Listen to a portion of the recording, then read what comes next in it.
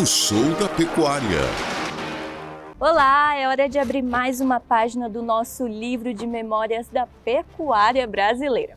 Hoje nós vamos embarcar para outro continente, o país de origem do zebu no mundo, onde a vaca é sagrada, remontando as tradições da religião hinduísta. É claro que eu estou falando da Índia. São mais de 307 milhões de cabeças de gado, o que representa cerca de 1/3 do total mundial. Muita coisa, né?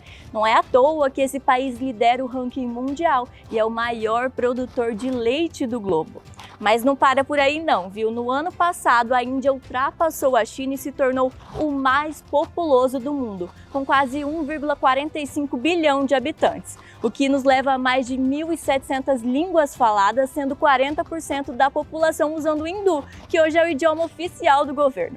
Realmente um choque de culturas, né? E hoje nós vamos rever uma reportagem produzida lá em 2010 com imagens feitas pelo nosso diretor-presidente do Grupo FV5, Flávio Venâncio, que foi o cinegrafista nessa viagem, lá na época que ele ainda fazia parte da equipe do Birô. Então, simbora viajar 15 anos no túnel do tempo? Olha só!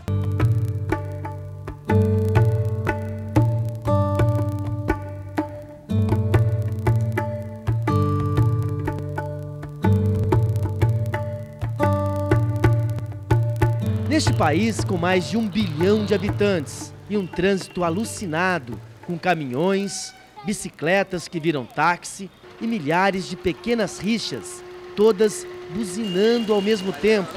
Acredite, ainda existe espaço para os animais. São adorados como deuses e andam pelas ruas como se o mundo fosse o mesmo de 5.000 anos atrás. A serpente encantada pelo sopro da música. O macaco no alto dos templos, um dos mais imponentes deuses da Índia. O elefante representa o deus da fortuna e a vaca, o símbolo sagrado e mais popular do país.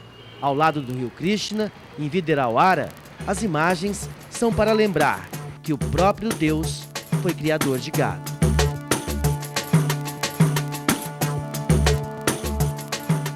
Em busca do Nelore, muitos brasileiros conheceram essa história de perto.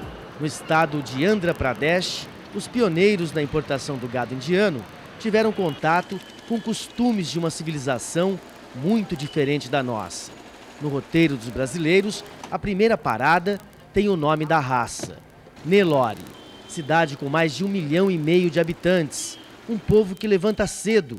Às 5:30 da manhã, as ruas já estão completamente tomadas. No meio dessa confusão, surgem as primeiras vacas. E logo, a gente vê que elas estão em toda parte, soltas, comendo o que encontram pela frente, sem ninguém para incomodar, vivendo ao Deus dará.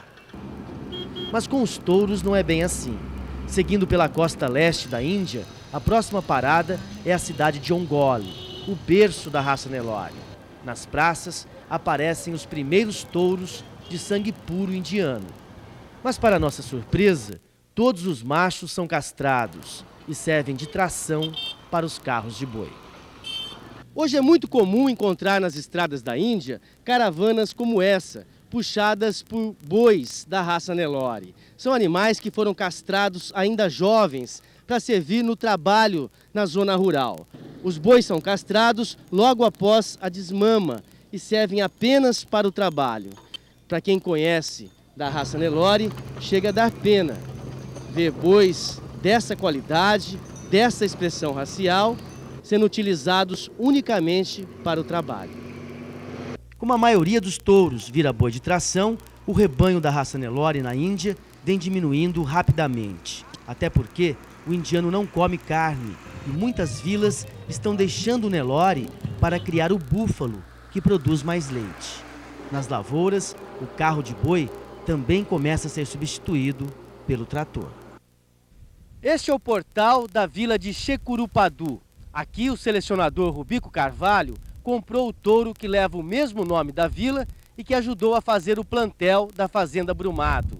A vila de Checurupadu fica no município de Ongole, de onde saíram os grandes raçadores do Nelore.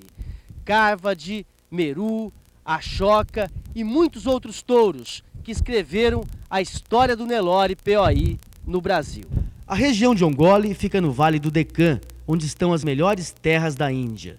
Nessa imensa planície, apenas uma fazenda de gado resiste à expansão da agricultura: Chintaladev. Essa fazenda pertence ao governo da Índia e aqui nós encontramos o maior rebanho a campo da raça Nelore em todo o país. 200 matrizes. O Nelore indiano no seu estado mais puro. Aqui não existe sal mineral, ração, vitaminas, nada. Só o capim nativo. A carcaça das vacas deixa a desejar, se comparada ao padrão alcançado no Brasil.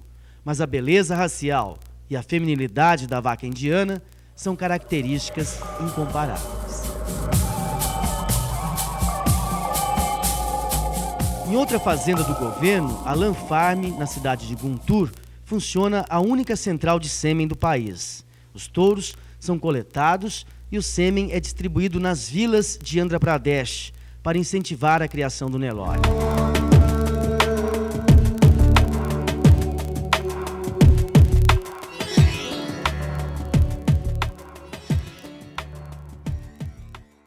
Realmente um choque cultural só de ver esse material, né? Muita coisa mudou na Índia ao longo desses 15 anos, principalmente quando falamos sobre a pecuária. Hoje, o consumo de carne no país tem se transformado e se tornado cada vez mais frequente por conta do processo de globalização e pelo crescimento de pessoas cujas religiões não restringem o consumo de bovinos. Vale esclarecer também que não tem uma lei federal lá na Índia que proíba o abate de vacas, mas sim restrições regionais, onde alguns estados não permitem um abate de vacas leiteiras. Quanto aos búfalos, eles continuam exercendo um papel importante na pecuária local, tanto para o consumo interno dos habitantes, quanto para a exportação. E agora, para comentar um pouquinho dessa experiência de como foi ir até a Índia mostrar a pecuária por lá, é claro que não poderia ser diferente. Tem depoimento do nosso diretor-presidente Flávio Venâncio. Ele vai relembrar todos os detalhes dessa viagem. Bom, eu tive a oportunidade de estar na Índia durante 2 vezes. A primeira vez foi no projeto da Mata Velha, em 2003. Eu fui pelo Birô, né, junto com o Sérgio Caiumara. A gente visitou bastantes propriedades lá no sul da Índia, na parte mais pobre. Fomos até no governo, onde eles têm as vacas Nelore lá, que são propriedade deles. E depois eu retornei já em 2005 pela Mata Velha também, e aí juntamente com o Nelore Jop, né, que estava começando o grupo. Então eu tive lá e fiquei 15 dias para a Mata Velha e 15 dias para o Jop. E foi uma experiência muito legal, gostei demais. Foi a primeira vez que o Brasil teve lá captando imagens. Eu lembro muito bem, na época eu era bem novo, né? Eu estava pensando muito na carreira minha, né? Então eu estava muito focado no trabalho e bateu uma saudade muito grande de ver. Eu podia estar mais presente lá, só que eu estava muito concentrado no trabalho e eu não via a hora de ir embora. Mas foi muito legal. Eu lembro que de madrugada, às 4 da manhã, eu já escutava os indianos rezando, gritando, fazendo os muçulmanos, eles acordam às 4 da manhã, fazem oração até 6, até o sol se pôr, né?